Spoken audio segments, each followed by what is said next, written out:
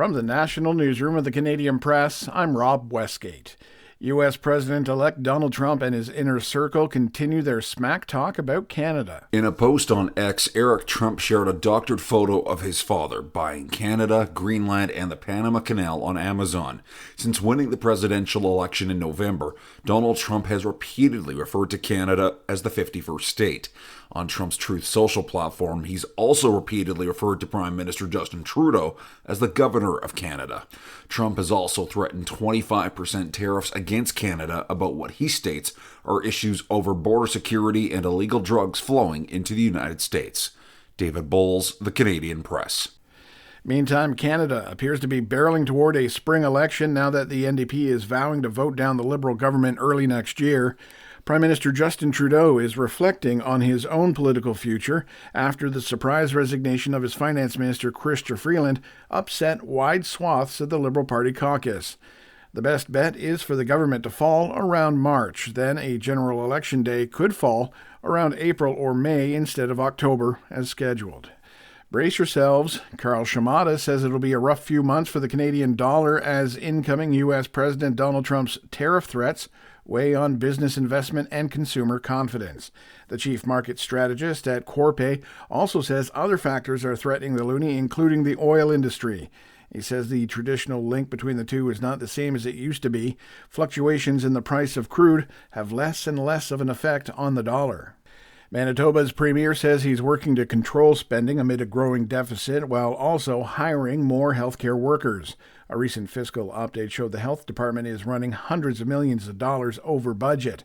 In a year-end interview with the Canadian Press, Wab Kinew says it's important to boost the number of healthcare workers and open up more beds. I think it's important for us to keep that flexibility with health spending right now because we are trying to match the needs of the healthcare system to the population. Kinew says he's looking at cost controls elsewhere, such as software subscriptions and office renovations in other areas of government.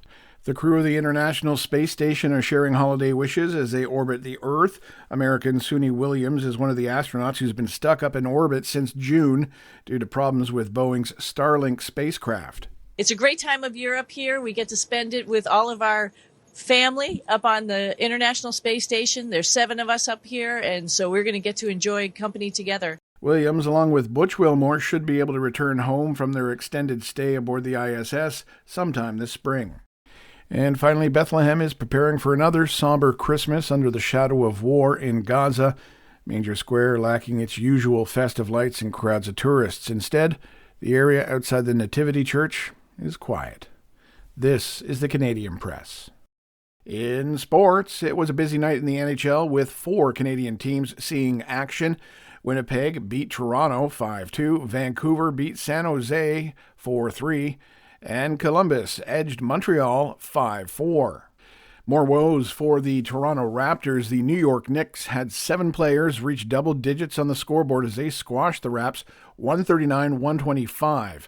Karl Anthony Towns and OG Anunoby, a former Raptor, each had 31 points for the Knicks. Speaking of former Raptors, Fred VanVleet scored 20 points as the visiting Houston Rockets beat the Charlotte Hornets 114-101. And Houston Texans receiver Tank Dell will miss the remainder of the NFL season after dislocating a knee and tearing an ACL in a 27-19 loss to the Kansas City Chiefs that was back on Saturday. Dell fractured his fibula in Week 13 against the Broncos as a rookie last season. Tough times. From the Canadian Press, I'm Rob Westgate. Thanks for listening. Don't forget to follow and subscribe. For more of today's top stories, visit thecanadianpressnews.ca.